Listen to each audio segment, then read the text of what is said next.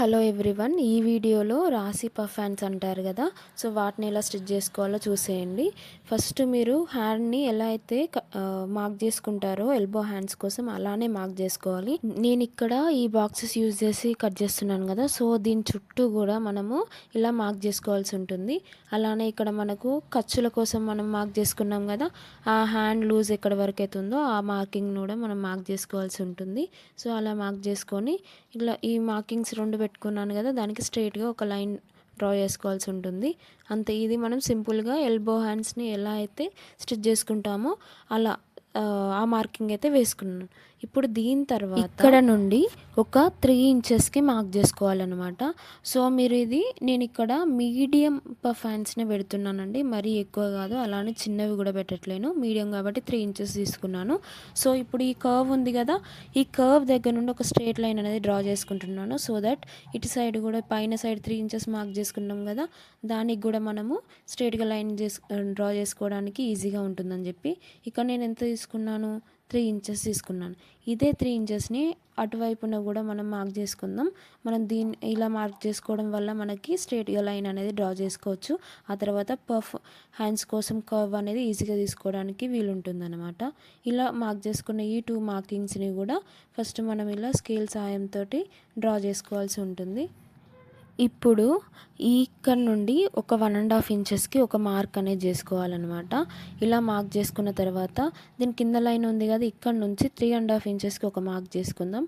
అలానే మనకు ఖర్చుల సైడ్ ఉంది కదా, అక్కడ నుంచి ఒక 2 ఇంచెస్కి ఒక మార్క్ అనేది చేసుకుందాం.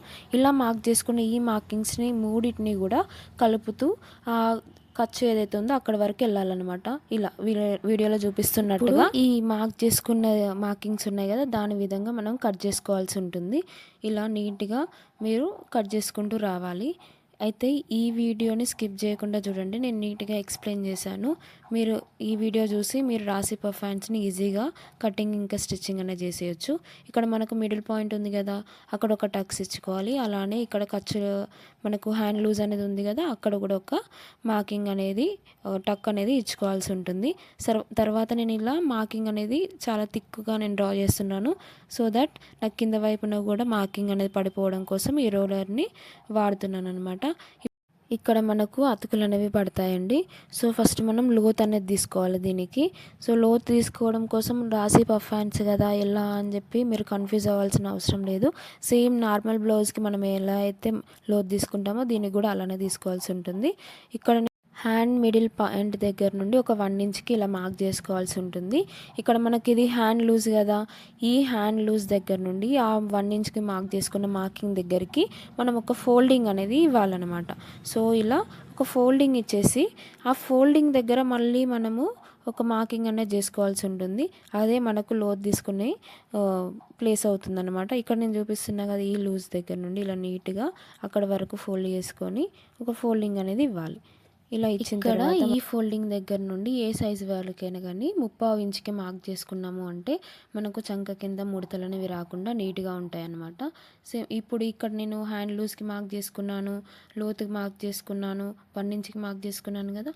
ఈ మార్కింగ్స్ అన్నిటినీ కూడా వీడియోలో చూపిస్తున్నట్టుగా మనము కలుపుతూ వెళ్ళాలన్నమాట.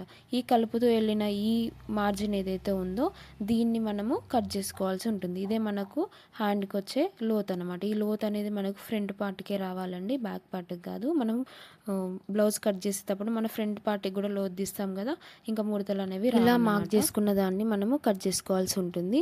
మీకు ఇక్కడ ఇది ఐబ్రో షేప్ లాగా రావాలండి, అప్పుడే లోత్ అనేది కరెక్ట్గా వచ్చినట్టు. చూసారు కదా, ఇక్కడ నాకు ఐబ్రో షేప్ లాగా వచ్చింది కదా. లోత్ అనేది ఇక్కడ మనము తీసుకోవడం అయిపోయింది, కానీ మనము లోత్ తీసుకున్న వైపు గుర్తుండాలి కదా, దానికి ఒక మార్కింగ్ ఒక టక్ అనేది ఇచ్చుకోవాలన్నమాట. ఇక్కడ నేను ఇస్తున్నాను. ఇలా టక్ చేసుకోవడం వల్ల ఇది మనకు స్టిచ్చింగ్ చేసేటప్పుడు చాలా ఈజీగా ఉంటుంది.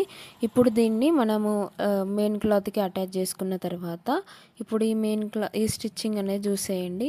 ఇక్కడ హ్యాండ్ మిడిల్ పాయింట్ ఉంది కదా, దాన్ని ఇక్కడ షోల్డర్ పాయింట్ మీద కరెక్ట్గా ఎగ్జాక్ట్గా మిడిల్లో పెట్టేసి మనం హ్యాండ్కి కూడా నార్మల్ హ్యాండ్స్ కూడా ఇలానే స్టిచ్ చేస్తాం కదా, దీనికి కూడా ఇలానే పెట్టేసి దాన్ని మనము చిన్న చిన్న ఫోల్డింగ్స్ అనేవి ఇచ్చుకుంటూ రావాలన్నమాట.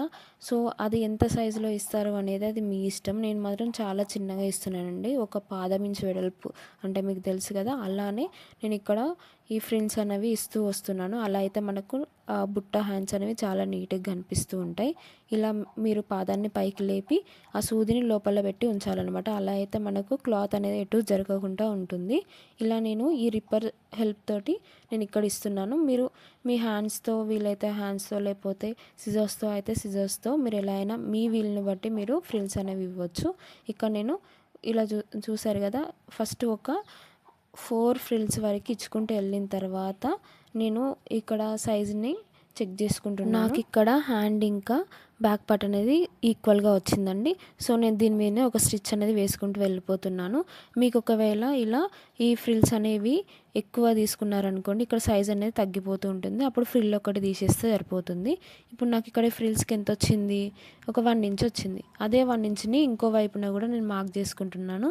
ఇలా అయితే ఎన్ని ఫ్రిల్స్ పెట్టవచ్చు, ఎక్కడ నుండి పెట్టవచ్చు అని ఈజీగా ఉంటుంది కదా.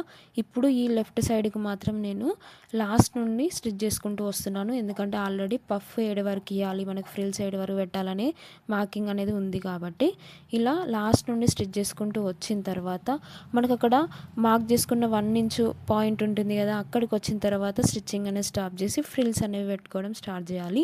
ఈ ఫ్రిల్స్ అనేవి మీ ఇష్టం అండి, ఎటు సైడ్ నుండి పెట్టుకుంటారు, ఒకే వైపు పెడతారా లేదంటే ఆపోజిట్లో పెడతారా అనేది మీ చాయిస్.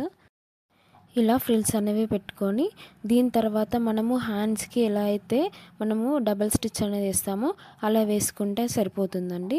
ఇక్కడ నేను ఆపోజిట్లోనే నేను ఫ్రిల్స్ అనేవి పెట్టుకుంటున్నాను. నాకు అలానే మంచిగా అనిపించింది, అలానే పెడుతున్నాను. చూడండి, అలానే సేమ్ సైజు ఉండాలి మనకు 2 సైడ్స్ కూడా ఫ్రిల్స్ అనేవి. అప్పుడే మనకు బుట్ట హ్యాండ్స్ అనేవి నీట్గా కనిపిస్తూ ఉంటాయి. ఇంతే అండి, చూసారు కదా ఎంత నీట్గా ఈజీగా బుట్ట హ్యాండ్స్ అనేవి మనం స్టిచ్ చేసుకోవచ్చు. మీరు ఇక్కడ చూస్తుంటే ఎంత నీట్గా వచ్చాయో, బ్యూటిఫుల్గా ఉన్నాయి కదా. ఈ బ్లౌజ్కి నేను స్టార్ నెక్ ఇచ్చాను, దాని పైపింగ్, కటింగ్ అవన్నీ కూడా మన ఛానల్లో ఉన్నాయి, చూసేయండి. And please subscribe to my channel. చాలామంది చూస్తున్నారు కానీ సబ్స్క్రైబ్ చేసుకోవట్లేదు. Please subscribe to my channel and support me.